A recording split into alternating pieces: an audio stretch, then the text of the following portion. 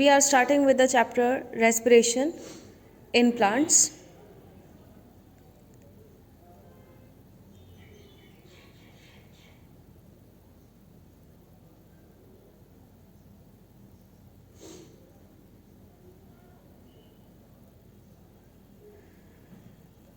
So like अभी जो हमने चैप्टर पढ़ा है that is last that is photosynthesis in plants.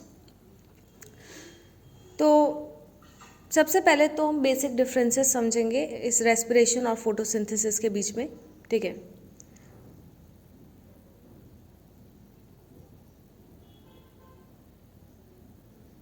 In photosynthesis what we have seen, यहाँ पे आप देखते हो कि किस तरीके से और इनऑर्गेनिक कंस्टिट्यूएंट्स ने मिल करके that is CO2 and water ने मिल करके क्या बनाया है, ग्लूकोज. इस एक इक्वेशन से हमने लास्ट पूरे चैप्टर को समझा था. जैसे कि इसमें वाटर से ऑक्सीजन बनने के प्रोसेस को क्या कहते हैं, लाइट रिएक्शन. उसी तरीके से CO2 से ग्लूकोज बनने के प्रोसेस को that is called dark reaction. उसी तरीके से मैं आपको बता दूं कि रेस्पिरेशन में भी हमने पढ़नी एक ही वो 6th क्लास वाली इक्वेशन है. ठीक है, but a bit in detail. ठीक है.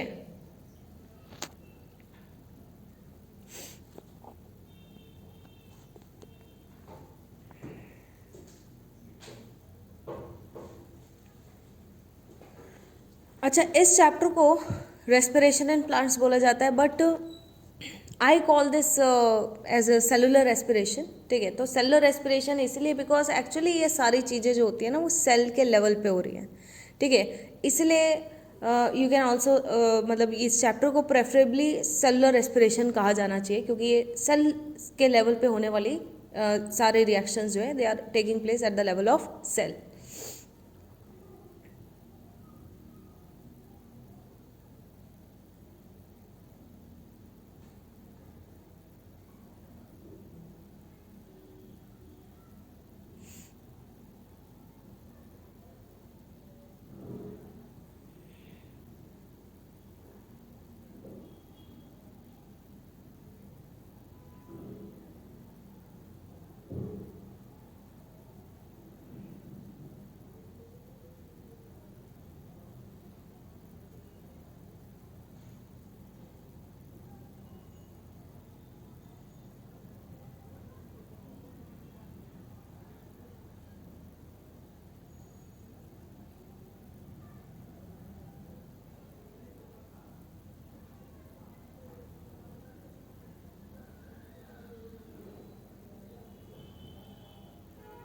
ओके, तो सबसे पहले इस चैप्टर में इसको स्टार्ट करने से पहले आप एनर्जी का कंसेप्ट समझते हैं.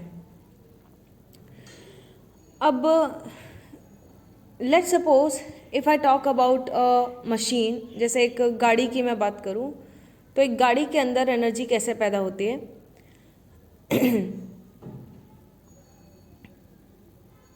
इसके अंदर हमें फ्यूल डालना पड़ता है, और खाली फ्यूल से तो गाड़ी चलेगी नहीं भाई. जब ये फ्यूल बर्न किया जाता है तभी एनर्जी का प्रोडक्शन होता है ना. तो कुछ उसी तरीके से आपकी बॉडी की मशीन भी काम करती है. इसमें जो आप फ्यूल डाल रहे हो that is your food, right. अब ये फूड जाएगा, आपका डाइजेस्टिव सिस्टम क्या करेगा, डाइजेशन के प्रोसेस में आपने पढ़ा है कि ये फूड का ब्रेक डाउन करेगा. इंटेस्टाइन में ये ब्रेक डाउन कंप्लीट हो जाएगा और अल्टीमेटली ये फूड एब्जॉर्ब होके कहाँ आ जाएगा, आपके ब्लड में आ जाएगा.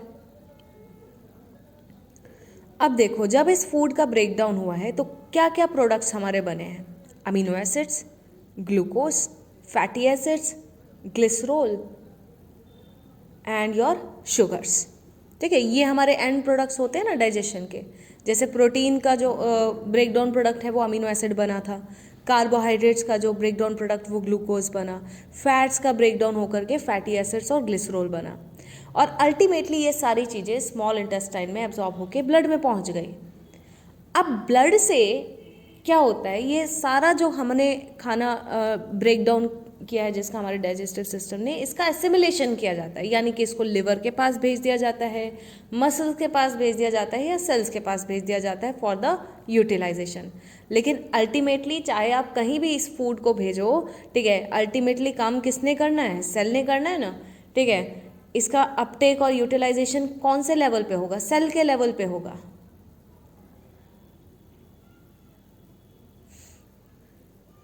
So all these amino acids, glucose, sugars, when they are finally that is absorbed by our cell के अंदर जाकर के इनका यूटिलाइजेशन होने वाला है.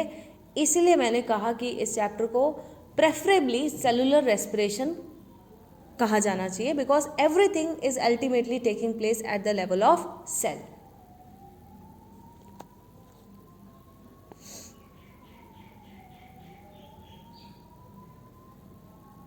अब देखो ये अपटेक और यूटिलाइजेशन किसकी मदद से होता है. इधर it can take place with the help of oxygen, और कुछ सेल्स के अंदर जहाँ पे वो मशीनरी नहीं है जिससे कि ऑक्सीजन को यूज़ किया जा सकता है, उनमें बिना ऑक्सीजन के भी इन सबस्ट्रेट पे काम किया जाता है. तो वो हम देखेंगे later on in this chapter.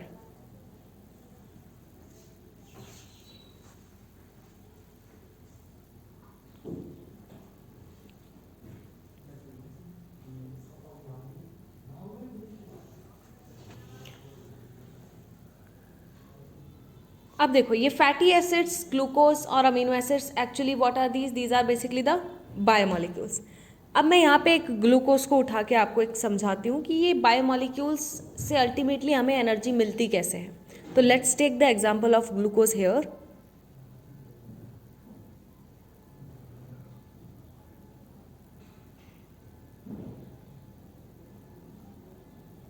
अब इस ग्लूकोज में एक्चुअली क्या है, कार्बन कार्बन के बॉन्ड्स हैं, कार्बन हाइड्रोजन के बॉन्ड्स हैं. तो एनर्जी कहाँ है, इस बॉन्ड के अंदर है. ठीक है, it is actually present in the bond. इसी एनर्जी को हमने क्या करना है, इस चैप्टर में हमने यही समझना है कि इस एनर्जी को आखिर अनलीश कैसे किया जाता है. These are the end products of digestion, जिसके अंदर क्या है, केमिकल बॉन्ड्स हैं. ठीक है, इनको ब्लड में भेजा जाता है, फिर ब्लड से सेल्स के पास भेजा जाता है. सेल्स में क्या किया जाता है, इन्हीं सबस्ट्रेट्स के साथ जब रिएक्शन किया जाएगा, ठीक है, जिसके साथ भी रिएक्शन किया जाता है उसको क्या बोलते हैं, सबस्ट्रेट बोलते हैं. इसलिए आप इन फैटी एसिड, ग्लूकोज या अमीनो एसिड्स को सबस्ट्रेट कह सकते हो. ठीक है, इनके साथ जो रिएक्शन होने वाला है दैट इज कॉल्ड रेस्पिरेशन. तो that's why they are also called respiratory substrate. अब ये जो रेस्पिरेटरी सबस्ट्रेट है इनमें बॉन्ड्स मौजूद है. ठीक है, कार्बन कार्बन या कार्बन हाइड्रोजन के बीच में जो बॉन्ड्स हैं, इनके अंदर बेसिकली क्या है, स्टोर्ड एनर्जी है. इसी स्टोर्ड एनर्जी को हमने अनलीश करना है. ठीक है, और जब ये जैसे बॉन्ड जब बनता है तो एनर्जी यूज़ होती है. तो ये जब बॉन्ड टूटेंगे तो क्या होगी, एनर्जी रिलीज होगी. सो व्हेन दीज बॉन्ड्स, ठीक है, जब इनका ब्रेक डाउन होगा तो क्या होगी, इनके अंदर जो एनर्जी है, ठीक है, stored energy, that will be released.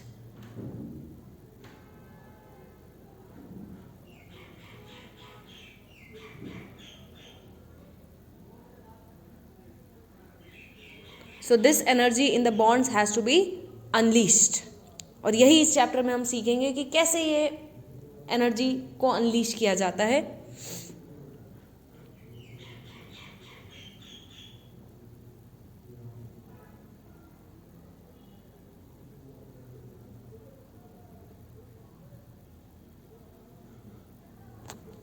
So what we are going to do, what we are supposed to do, हमने रेस्पिरेटरी सबस्ट्रेट का क्या करना है, ब्रेक डाउन करना है. अब ब्रेक डाउन के कंसेप्ट को समझो. रेस्पिरेटरी सबस्ट्रेट का जो ब्रेक डाउन है ये अगर एक ही स्टेप में हो गया तो एक साथ बहुत सारी एनर्जी रिलीज हो जाएगी और उसको हम स्टोर नहीं कर पाएंगे. इसलिए ये जो ब्रेक डाउन का प्रोसेस है ये बहुत से छोटे छोटे स्टेप्स में होगा. ठीक है, तो दैट इज़ द रीज़न. ठीक है, आप अलग अलग स्टेप्स में क्या समझोगे कि ये रेस्पिरेटरी सबस्ट्रेट का ब्रेक डाउन कैसे हो रहा है, क्योंकि ये एक साथ सारी एनर्जी रिलीज हो जाएगी तो आप इसको कैप्चर नहीं कर पाओगे. आपको तो एनर्जी को क्या करना है, एटीपी की फॉर्म में स्टोर करना है ना.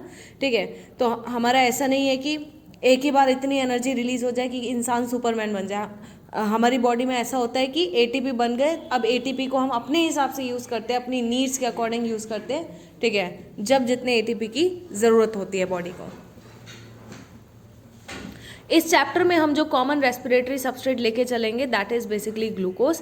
आप फैटी एसिड, अमीनो एसिड को भी लेके चल सकते हो, but at your level it will be easy to understand when we take glucose as the respiratory substrate.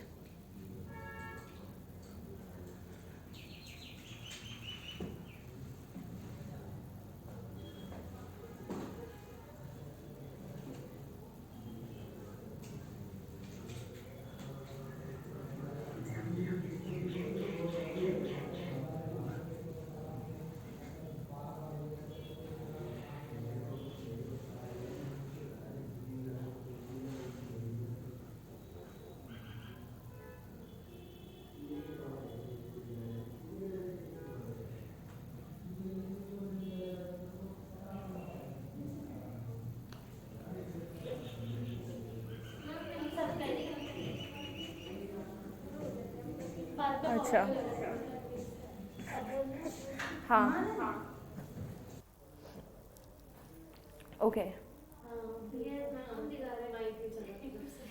चलो कोई बात नहीं, इंट्रोडक्शन में बाद में रिकॉर्ड कर दूंगी, ठीक है, यहीं से स्टार्ट करते हैं। हाँ, तो सबसे पहले ये इस चैप्टर के बारे में मैं आपको ब्रीफ कर दूं, ठीक है। तो कॉमन रेस्पिरेटरी सबस्ट्रेट जो हम उठाने वाले हैं इस चैप्टर में, that is glucose. It is the respiratory substrate that we have taken. अब ये ग्लूकोज आपके ब्लड से, ये ब्लड वेसल से कहाँ जाएगा? With the help of certain transporters in your cell, आपके सेल में GLUT नाम के GLUT4 ट्रांसपोर्टर्स होते हैं,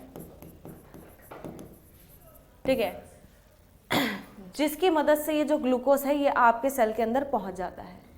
अब सेल के अंदर देखो क्या क्या है, मैं अज्यूम कर रही हूं कि ये एक यूकैरियोटिक सेल है, ठीक है, I am assuming that it is a eukaryotic cell, और हमें जहाँ इस सेल में जिस ऑर्गेनल से मतलब है, सिर्फ वही ऑर्गेनल मैं यहाँ पे बना रही हूँ, ठीक है। तो ग्लूकोज आया सेल के अंदर,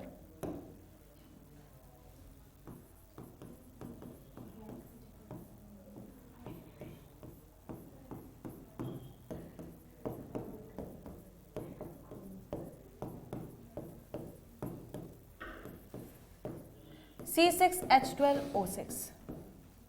अब मैंने बताया इस ग्लूकोज का क्या होने वाला है, ब्रेकडाउन होने वाला है। तो और ब्रेकडाउन जो है छोटे छोटे स्टेप्स में होगा, एक साथ एनर्जी, ये पूरे सारे बॉन्ड्स को अगर आप ब्रेक कर दोगे इतनी एनर्जी रिलीज हो जाएगी, ठीक है, उस एनर्जी को कैप्चर नहीं कर पाएंगे। तो in stepwise manner basically what is going to happen इस ग्लूकोज का breakdown is going to happen. तो सबसे पहले जब ये सेल में आया, ये सेल का क्या है, साइटोप्लाज्म है। पूरा चैप्टर खत्म हो जाता है, पर यही नहीं पता चलता है कि ग्लाइकोलिसिस कहाँ हो रही है, ठीक है। तो सबसे पहले इसका ब्रेकडाउन किया जाएगा।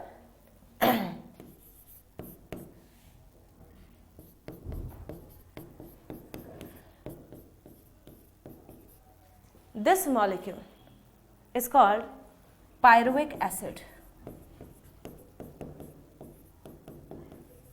अब पायरुविक एसिड तो भाई 3 कार्बन मॉलिक्यूल है, कंपाउंड है, ठीक है। तो 3 कार्बन वाले कंपाउंड में इस तरीके से ये इसका फॉर्मूला होता है, ठीक है। यहाँ पे हम स्टार्ट कर रहे थे 6 कार्बन से, और जो प्रोडक्ट बन रहा है वो 3 कार्बन वाला बन रहा है। इसका मतलब अगर यहाँ पे आप बैलेंसिंग कर दोगे तो 2 मल्टीप्लाई बाय पायरुविक एसिड 6 हो जाएगा, ठीक है। तो ये this is the initial breakdown process of glucose into the 2 molecules of pyruvic acid. तो यहाँ पे आपने कुछ नहीं किया, आपने ग्लूकोज को तोड़ दिया 2 मॉलिक्यूल्स ऑफ पायरुविक एसिड में। तो ग्लूकोज का आपने क्या किया, लाइसिस किया। इसलिए इस प्रोसेस को क्या कहते हैं, दिस इज कॉल्ड ग्लाइकोलाइसिस। तो ग्लाइकोलाइसिस सिंपली मींस ग्लूकोज का breakdown into 2 molecules of pyruvic acid. लेकिन ये ब्रेकडाउन भी जितना सिंपल दिख रहा है, ठीक है, it takes place in the 10 steps. उनको हम पढ़ेंगे थोड़ी देर में, ठीक है।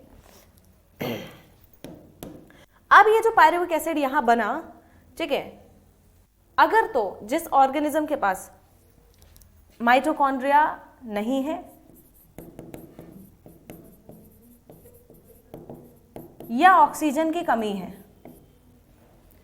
इन 2 कंडीशन में पायरुविक एसिड जो है एक ऐसे पाथवे में चली जाएगी जिसमें ऑक्सीजन के बिना ही हम कुछ प्रोडक्ट्स बनाते हैं, जैसे कि CO2 और एथेनॉल, ठीक है। दिस प्रोसेस और this pathway is called fermentation.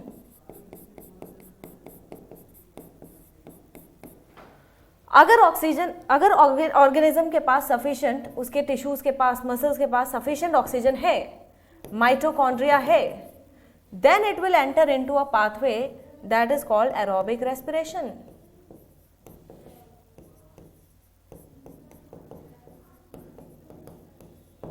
जो ऑक्सीजन की मदद से होगा, ठीक है। तो ये जो पायरुविक एसिड का फ्यूचर है ना, ये इसी चीज पर निर्भर करता है कि ऑक्सीजन की अवेलेबिलिटी है कि नहीं है।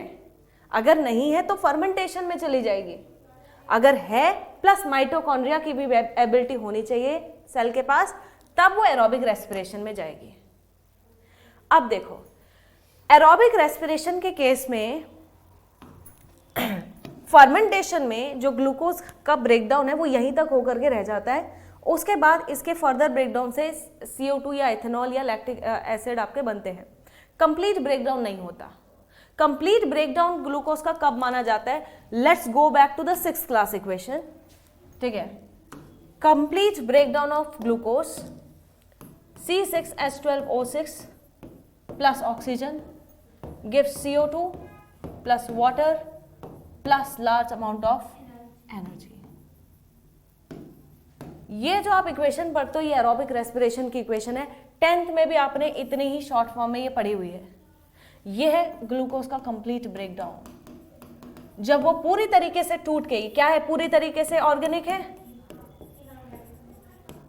इसके टोटल ब्रेकडाउन के बाद ये कन्वर्ट हो जाता है पूरी तरीके से इनऑर्गेनिक कॉन्स्टिट्यूएंट्स में, that is CO2 and water. This is the complete breakdown of this glucose. Okay, तो let us understand this equation. पूरे चैप्टर में यही इक्वेशन पढ़नी है, ठीक है, कि इस ग्लूकोज का यहाँ पे क्या हो रहा है, ऑक्सीजन का यहाँ पे क्या रोल है, CO2 कब प्रोड्यूस हो रहा है, वाटर कब बन रहा है। ये जिसको समझ में आ जाएगा इस इक्वेशन को चैप्टर के एंड में देख करके, मतलब क्लियर है चैप्टर, ठीक है। ओके, तो ग्लूकोज तो यहाँ यूज हो गया, इक्वेशन में अभी आपने देखा ग्लूकोज तो यहाँ यूज हो गया, ठीक है। इस तरीके से पायरुविक एसिड बन गई। अब इस ग्लूकोज का हम ऐसे पाथवे में जा रहे हैं जहां इसका कंप्लीट ब्रेकडाउन होने वाला है। इस पाथवे में तो कंप्लीट ब्रेकडाउन होगा ही नहीं क्योंकि ऑक्सीजन की एबिलिटी नहीं है। अब इसका कंप्लीट ब्रेकडाउन होना है। तो सबसे पहले this is the mitochondria, this is the outer membrane of mitochondria, this is the inner membrane of mitochondria, this is the inter membrane space, this is the matrix of mitochondria। इसकी जो matrix होती है, ठीक है, what is special about this matrix, इसके अंदर होते हैं बहुत सारे एंजाइम्स। वो एंजाइम्स जो इस पायरुविक एसिड का वेलकम करेंगे प्लस इसका कंप्लीट ब्रेकडाउन करवाएंगे। तो that is why the reactions that are going to happen further is going to take place in the matrix of mitochondria. Importance of the inner membrane of mitochondria, इसकी inner membrane की कुछ importance है।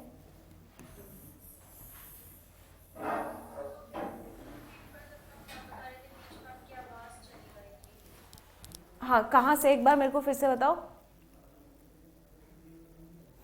हाँ ma'am, because आपकी आवाज चली गई थी बीच में। मतलब किस पॉइंट से, ये बताओ ना।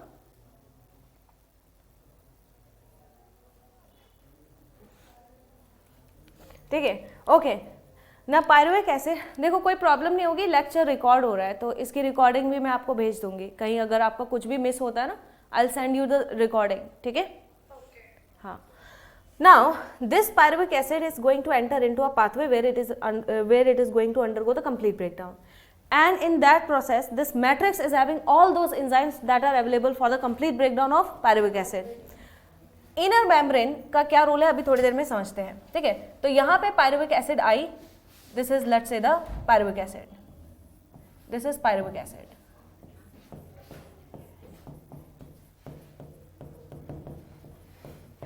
पायरुविक एसिड का एंजाइम्स जो है वेलकम करते हैं मैट्रिक्स में और इसका हेयर कट करते हैं,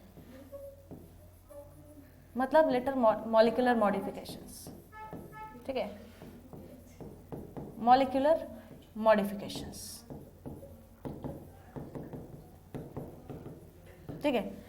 इस पायरुविक एसिड से सबसे पहले इसका एक ब्रेकडाउन होता है, इसका एक मॉडिफिकेशन होता है इसके अंदर, मॉलिक्यूलर मॉडिफिकेशन, और यहां पे बनता है एसिटाइल को ए, एसिटाइल को ए, ठीक है। तो पायरुविक एसिड सीधा नहीं एंटर करेगी आगे के पाथवे में, it will enter in the form of its hair cut form, that is acetyl coenzyme A. ये मॉलिक्यूलर मॉडिफिकेशन से बनता है। यहाँ पे there is a series of reactions that take place, that is called link reaction, ठीक है। अब ये जो एसिटाइल कोएंजाइम है it will enter into a pathway, ठीक है, ये एक साइक्लिक पाथवे में एंटर करती है, और इसी साइक्लिक पाथवे में दो इंपॉर्टेंट चीजें होती हैं। एक तो इसका ब्रेकडाउन हो रहा है, दूसरा इसका ऑक्सीडेशन होता है, दूसरा इसका ऑक्सीडेशन होता है। लेकिन आपको बता दूं, ये ऑक्सीडेशन बिना ऑक्सीजन के होने वाला है। यस, ठीक है। अब देखो, एरोबिक पाथवे में हम क्या एक्सपेक्ट कर रहे हैं कि भाई ऑक्सीजन यूज होगा, तो डेफिनेटली यूज होगा, लेकिन दिखाई नहीं देगा आपको, पूरे चैप्टर में कहीं ऑक्सीजन नजर ही नहीं आएगा। लेकिन ऑक्सीजन के बिना ये प्रोसेस नहीं हो रहा। तो ये सारे जो खुफिया राज हैं ये आपको चैप्टर के एंड में ही समझ में आएंगे, ठीक है। अभी तो मैं आपको ब्रीफ में बता रही हूँ। ओके, तो अब आप ऑक्सीडेशन के कंसेप्ट को पहले समझो। ऑक्सीडेशन सिंपली दो तरीके से हो सकता है, या तो एडिशन ऑफ ऑक्सीजन से, या रिमूवल ऑफ हाइड्रोजन से। ओके, तो एडिशन ऑफ ऑक्सीजन या रिमूवल ऑफ हाइड्रोजन मतलब एक ही है, ऑक्सीडेशन है, ठीक है।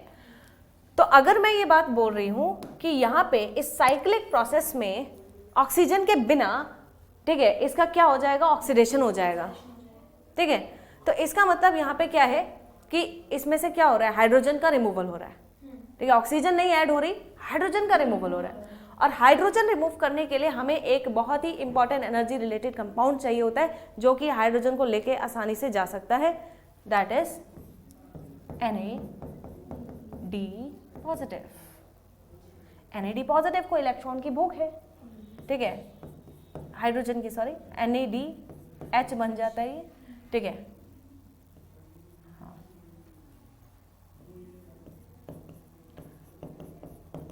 तो at various steps you will see, जहां पे इस पायरुविक एसिड का, ये जो एसिटाइल कोएंजाइम A के फॉर्म में एंटर कर गई है, इसका ऑक्सीडेशन होगा, और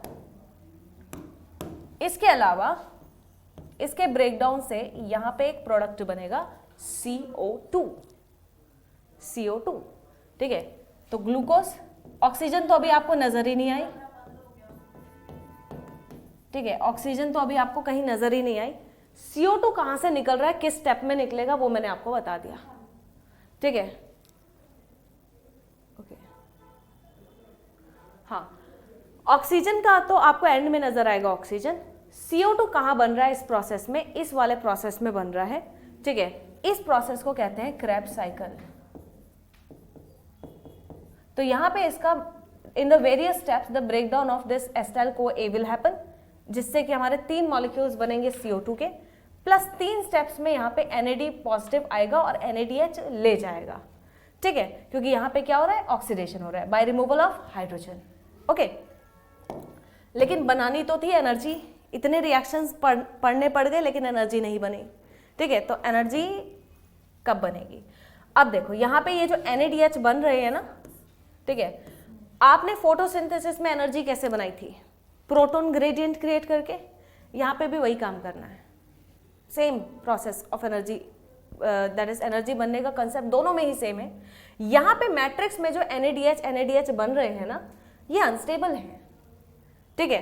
तो ये क्या करेंगे, व्हाट विल हैपन, ये जो इसकी इनर मेम्ब्रेन है, इसमें बैठे होते हैं electron acceptors, these are electron acceptors, ठीक है, इनको इलेक्ट्रॉन की भूख है। तो ऐसे बहुत सारे इलेक्ट्रॉन एक्सेप्टर्स यहां बैठे हुए हैं, ओके। अब आपको पता है हाइड्रोजन 2 चीजों से मिलकर के बनता है, प्रोटॉन प्लस इलेक्ट्रॉन, ठीक है। जब ये NADH अपने इलेक्ट्रॉन्स इनको दे देगा, तो साथ में क्या बनेगा, प्रोटॉन। तो इसके जो प्रोटॉन्स है वो कहां फेंक दिए जाएंगे, इस इंटर मेम्ब्रेन स्पेस में, ठीक है।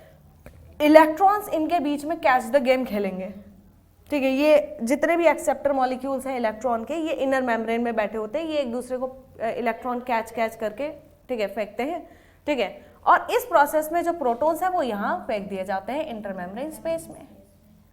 अब देखो, इंटर मेम्ब्रेन स्पेस में इस वजह से क्या हो जाएगा, प्रोटॉन का कंसंट्रेशन ज़्यादा, मैट्रिक्स में हो गया कम, क्या बन गया, ग्रेडियंट बन गया। ग्रेडियंट तोड़ोगे तो क्या बन जाएगा, एटीपी। ठीक है, लेकिन बिना ऑक्सीजन के एटीपी बना दिया हमने। अब देखो यहाँ पे जो इलेक्ट्रॉन की चेन बनेगी ना, अल्टीमेटली ये तो चेन नहीं तो चलती रहेगी, अल्टीमेटली हमारे पास एक फाइनल इलेक्ट्रॉन एक्सेप्टर होना चाहिए, and that final electron acceptor is P block का element, the second most electronegative element, जिसको इलेक्ट्रॉन काफी ज्यादा, ठीक है, इलेक्ट्रॉन की काफी ज्यादा भूख है, तो अल्टीमेटली ये जो इलेक्ट्रॉन है ये कौन ले जाता है, ऑक्सीजन।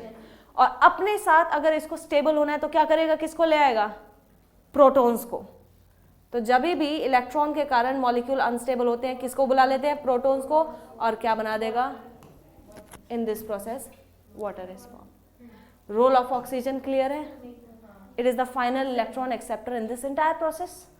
वाटर कब बन रहा है समझ में आ गया, CO2 कौन से स्टेप्स में निकल के बाहर आई, ग्लूकोज कहाँ यूज हुआ, कैसे यूज हुआ। तो ये पूरी इक्वेशन, एक ही इक्वेशन पढ़नी है, देखो मैंने कहा था आपको। ठीक है, तो स्टार्ट करते हैं with the first step, glycolysis. ठीक है,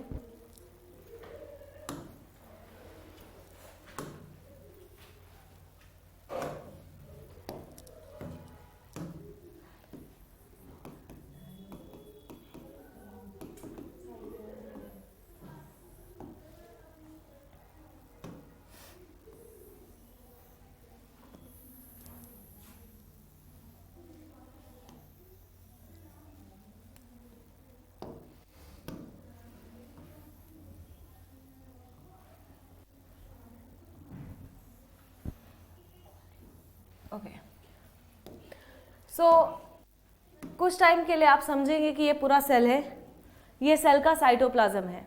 माइटोकॉन्ड्रिया को अभी मैंने साइड में रखा है, जब इसका काम होगा तब इसको ले आएंगे। ठीक है,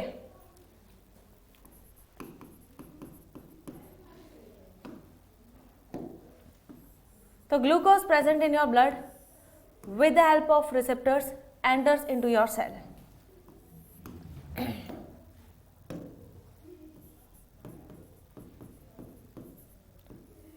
अब इसका शुरू होगा ब्रेकडाउन। ठीक है, तो C6H12O6,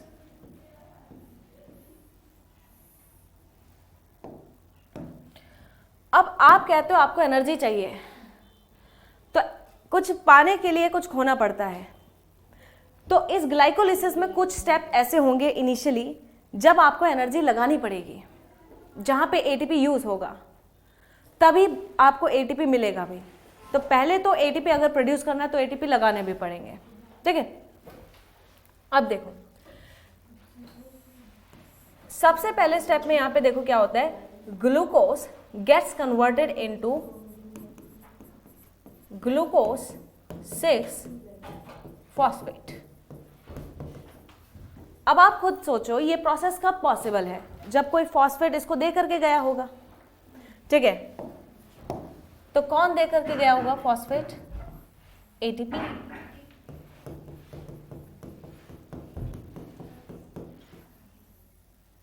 तो आपने तो एटीपी बनाने थे, लेकिन आप तो उल्टा एटीपी खर्च कर रहे हो, तो मैंने बताया ही। ठीक है, अगर कुछ पाना है तो कुछ खोना तो पड़ेगा। तो ये जो प्रोसेस हम पढ़ रहे हैं ग्लाइकोलिसिस का, इसमें जो पहला फेज है, this is the first phase that we are studying, this is energy consuming phase.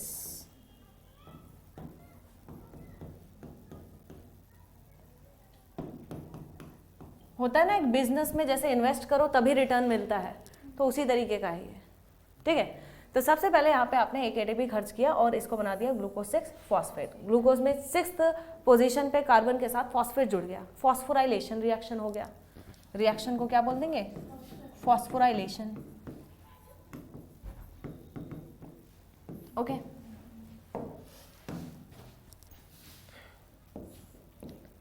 Next step में कुछ नहीं होगा, थोड़े कार्बन को इधर उधर लगा करके इसका स्ट्रक्चर चेंज होगा।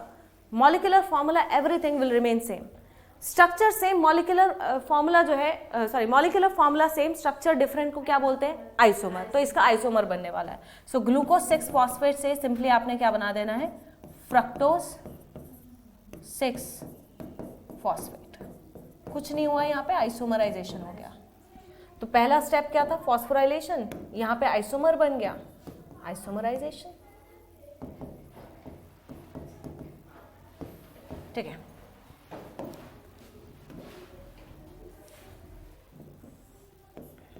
ओके। तो अभी तक कितने हैं, 6 कार्बन, 6 कार्बन, 6 कार्बन। ठीक है, सो 6 कार्बन 6 कार्बन 6 कार्बन।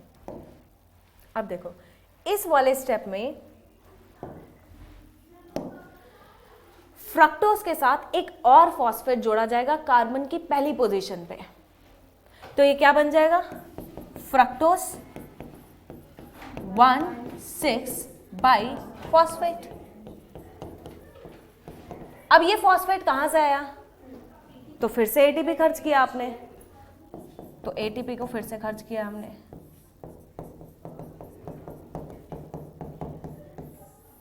ठीक है, so in these steps again यहां पे कौन सा रिएक्शन हो गया, ये फॉस्फोराइलेशन हो गया फिर से।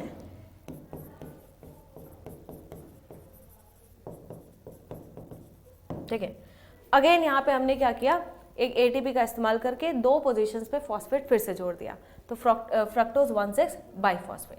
ठीक है, so in these steps up till now we have seen that ATP are being consumed, no ATP production is taking place. This is the energy consuming phase of glycolysis. ठीक है,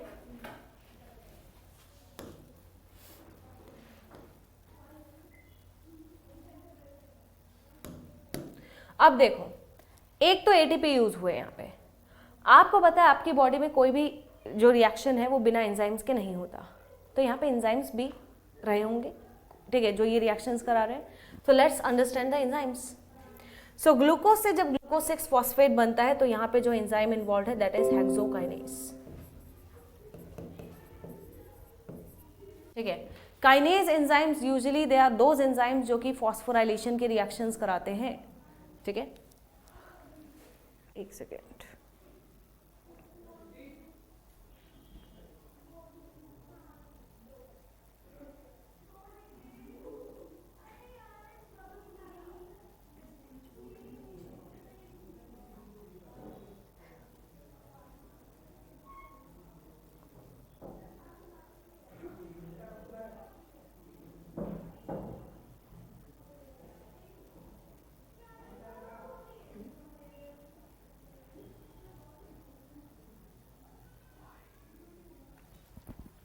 ठीक है, यहां पे क्या हो रहा है, आइसोमराइजेशन, तो कौन सा एंजाइम होगा, आइसोमरेज। ठीक है, तो फॉस्फो हेक्सोस आइसोमरेज, यहां पे फिर से फॉस्फोराइलेशन हो रहा है, फिर से कौन आया होगा, काइनेज। ठीक है, तो यहां पे फॉस्फोफ्रक्टोकाइनेज,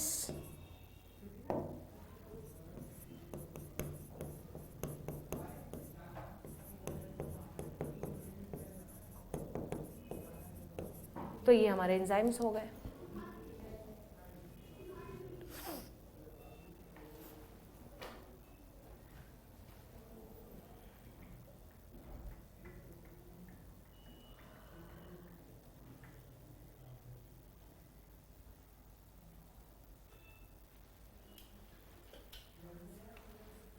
ओके, तो this is the energy consuming phase of the glycolysis. अब भाई एटीपी खर्च किए, आप डिमांड करोगे कि मैम एटीपी बनवाओ भी। ठीक है, तो अब एटीपी बनवाएंगे। तो हमेशा जब भी ग्लाइकोलिसिस पढ़ेंगे 2 फेजेस में पढ़ेंगे, energy consuming phase, now energy releasing phase.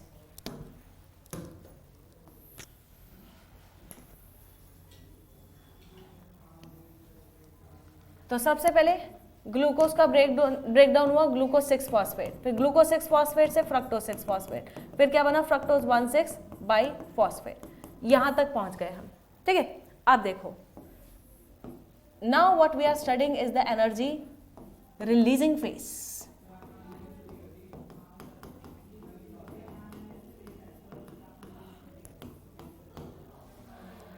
तो जो एनर्जी हमारी बनती है ना, ठीक है, उसमें देयर आर 2 प्रोसेसेस इन्वॉल्व्ड। पहले एनर्जी प्रोडक्शन के कंसेप्ट को ध्यान से समझो।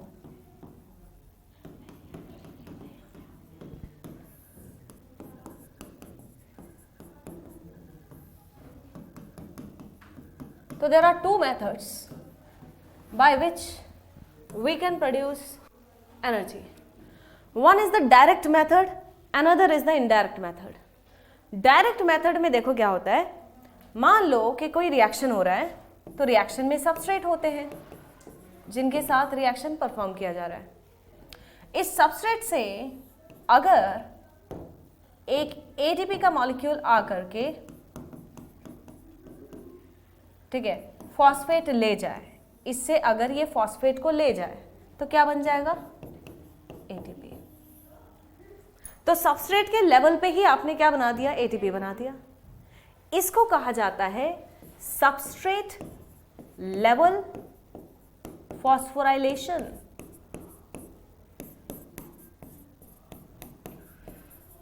ये सबसे ज्यादा इंपॉर्टेंट कंसेप्ट है, ठीक है, टू सॉल्व द न्यूमेरिकल्स।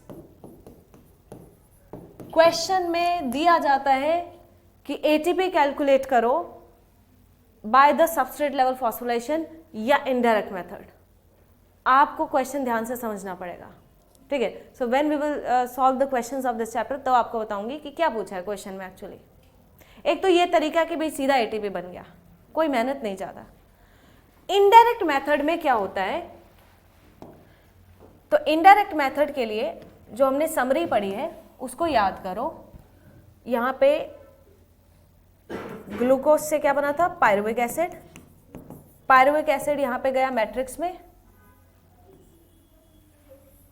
और मैट्रिक्स में इसके साथ क्या हुआ, ये एसिटाइल CoA में कन्वर्ट हुआ, फिर ये क्रैब्स साइकिल में गया।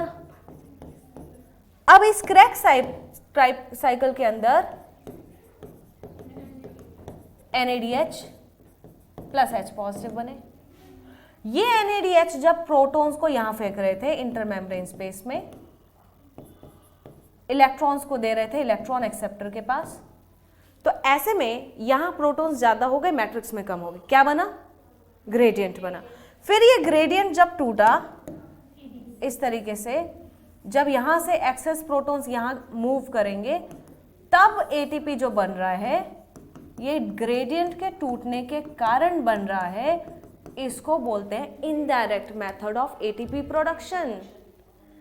तो जब भी आप एटीपी NAD की मदद से बनाओगे, ठीक है, तो that is the indirect method of ATP production. वो सीधा सबस्ट्रेट के लेवल पे नहीं बना, वो ग्रेडियंट क्रिएट करके बनवाया गया है। Understood this concept, direct indirect. तो ग्लाइकोलिसिस में भी एक ऐसा स्टेप आएगा जहां इनडायरेक्ट मेथड से एटीपी बनेगा। अब वो डिपेंड करता है क्वेश्चन में पूछा है कि नहीं पूछा है उस एटीपी के बारे में। Let us go back to the glycolysis. So fructose 1,6 biphosphate बना दिया हमने।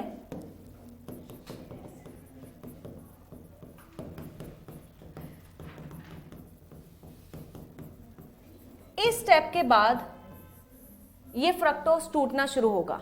इसमें 6 कार्बन थे, तो सबसे पहले ये टूटेगा 2-3 कार्बन वाले आइसोमर्स में। तो पायरुविक एसिड में आप पढ़ते हो ना भाई, 3 कार्बन है, कहां से है, कहीं ना कहीं तो ब्रेक डाउन हुआ होगा। तो इस वाले स्टेप पे क्या हो रहा है, ब्रेक डाउन हो रहा है। अब यहां देखो क्या हो रहा है, ठीक है, एक तो बनेगा हमारा 3-फॉस्फो ग्लिसरा एल्डिहाइड और डाइहाइड्रोक्सी एसीटोन फॉस्फेट।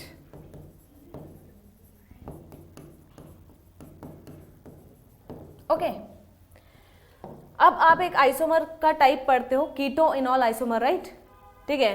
आपको पता है कि एल्डिहाइड आसानी से, ठीक है, इसमें कीटोन में कन्वर्ट हो सकते हैं, इनके बीच में आइसोमराइजेशन वाले रिएक्शन चलते हैं। तो this is called again isomerization, ये वाला रिएक्शन। और इस स्टेप में क्या हो रहा है, यहां पे ब्रेक डाउन हो रहा है। ओके, अब देखो क्या होगा, ये आपस में इंटर कन्वर्ट हो सकते हैं। तो आगे के स्टेप्स अगर आप इसके साथ करा रहे हो तो इससे भी सेम ही प्रोडक्ट्स बनेंगे जब ये इसमें इंटर कन्वर्ट हो जाएगा।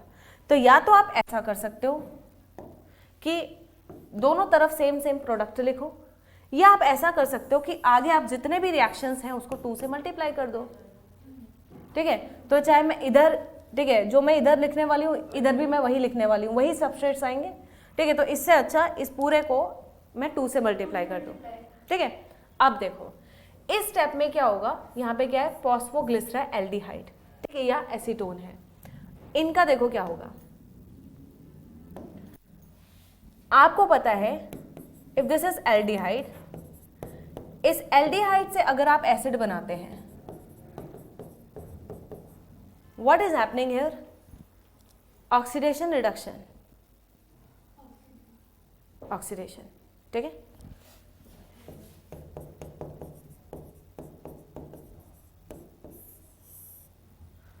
ओके, तो एल्डिहाइड से अगर हम एसिड बना रहे हैं तो हम ऑक्सीडेशन कर रहे हैं।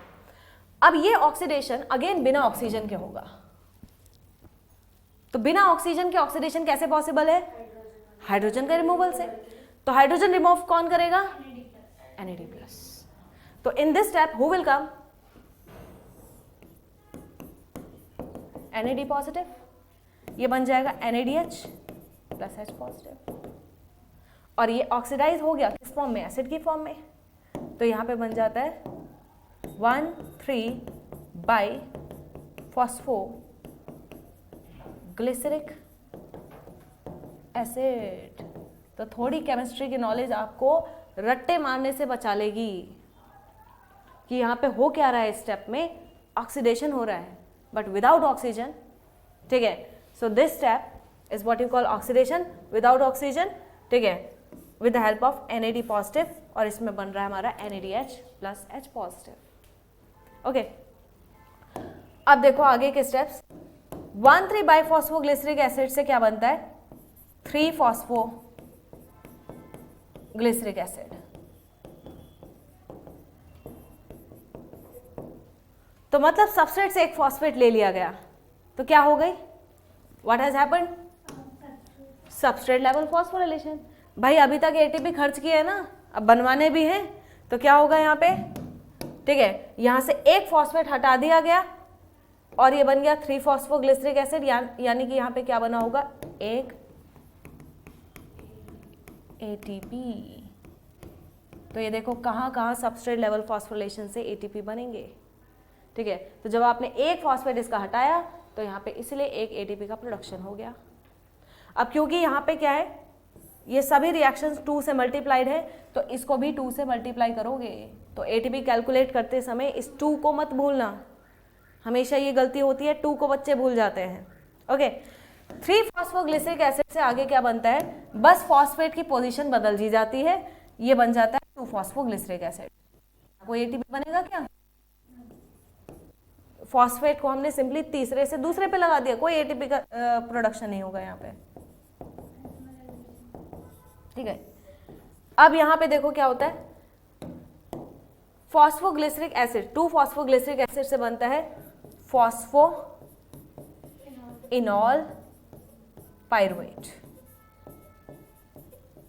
ये इसका एक आइसोमर ही होता है एंड म्यूटा आइसोमर होता है ये इसका। फॉस्फो इनॉल पायरुवेट से अब बनेगा एट लास्ट पायरुविक एसिड। अब इस रिएक्शन में फिर से देखो क्या था, इस सबस्ट्रेट के पास फॉस्फेट था, जब आपने इसको पायरुविक एसिड में कन्वर्ट कर दिया फॉस्फेट गायब हो गया।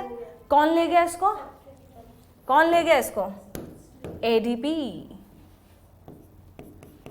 सो ADP प्लस इनऑर्गेनिक फॉस्फेट, तो इस वाले स्टेप में भी क्या हो गया, एक ATP का प्रोडक्शन हो गया, ओके, ठीक है। तो ये था आपका एनर्जी रिलीजिंग फेज, इस स्टेप पे और इस स्टेप पे ATP का प्रोडक्शन हुआ, ठीक है। अब बनाते हैं बैलेंस शीट कि कितनी एनर्जी लगी कितनी बनी, ठीक है। तो जैसे कॉमर्स वाले बनाते हैं बैलेंस शीट, हम भी बनाएंगे, यस।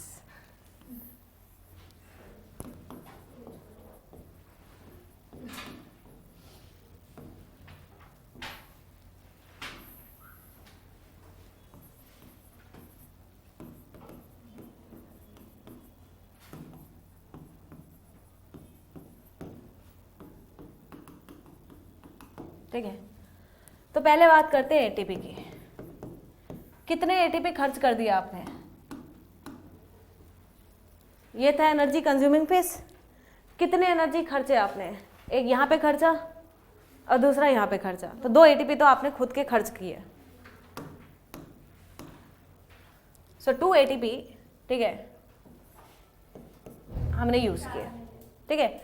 अब प्रोड्यूस कितने हुए? ठीक है, तो एटीपी यूज दैट इज 2, ठीक है, प्रोड्यूस्ड तो 2 यूज हुए। अब देखो प्रोड्यूस कितने हुए।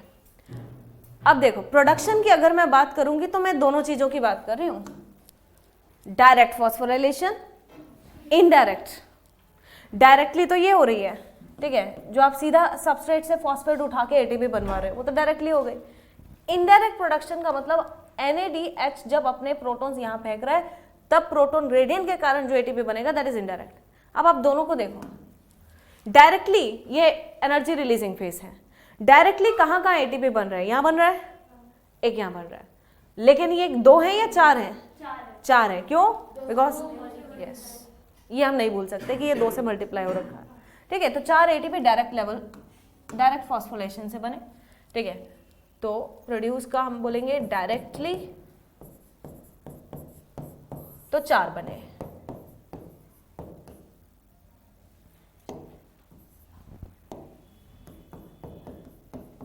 ठीक है।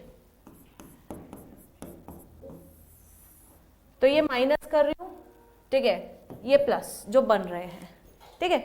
तो डायरेक्टली तो 4 बन गए, लेकिन अब आपको अज्यूम करना पड़ेगा कि यहां जो ये NADH प्लस H पॉजिटिव बना, ये माइटोकॉन्ड्रिया की मैट्रिक्स में पहुंचा और इसने पहुंच के अपने प्रोटॉन्स को इंटरमेम्ब्रेन स्पेस में फेंक दिया, तब तो इससे एटीपी बनेंगे, नहीं तो नहीं बनेंगे। और आपको बता दूं, हमेशा जरूरी नहीं होता कि ये जाकर के मैट्रिक्स में जाए और फिर अपने प्रोटॉन्स वहां दे करके आए, ऐसा जरूरी नहीं होता। हम कैलकुलेशन में इसको अज्यूम करके चलते हैं कि ऐसा हो रहा है, बट जरूरी नहीं है कि ऐसा हो, ठीक है। तो यहाँ पे जो NADH प्लस H पॉजिटिव बना, अब आपको बता दूं, ये कैलकुलेशन हम बाद में देखेंगे। एक NADH प्लस H पॉजिटिव के इंटरमेम्ब्रेन स्पेस में प्रोटॉन के कंट्रीब्यूशन होने से 3 ATP का प्रोडक्शन होता है। यहां कितने NADH बन रहे हैं? All these steps are multiplied by 2, तो 2 NADH, एक से कितने बनेंगे? 3, तो 2 से कितने बनेंगे? 6, ठीक है। सो इनडायरेक्ट मेथड से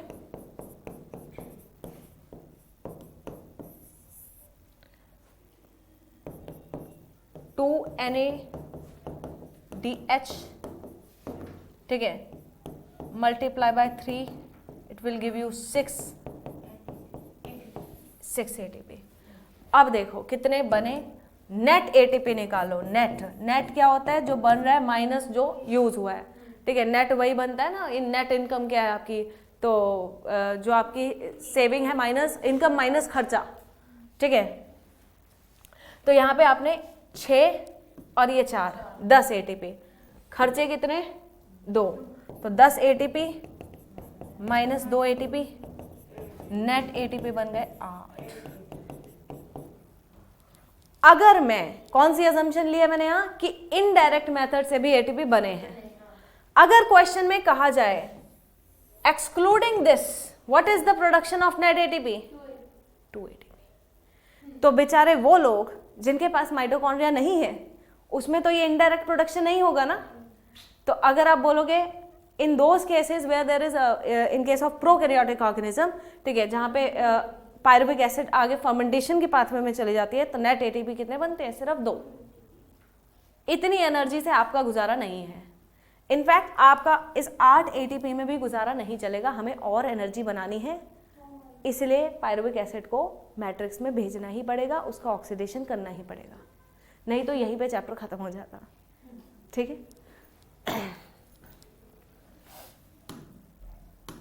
ठीक है, ब्रेक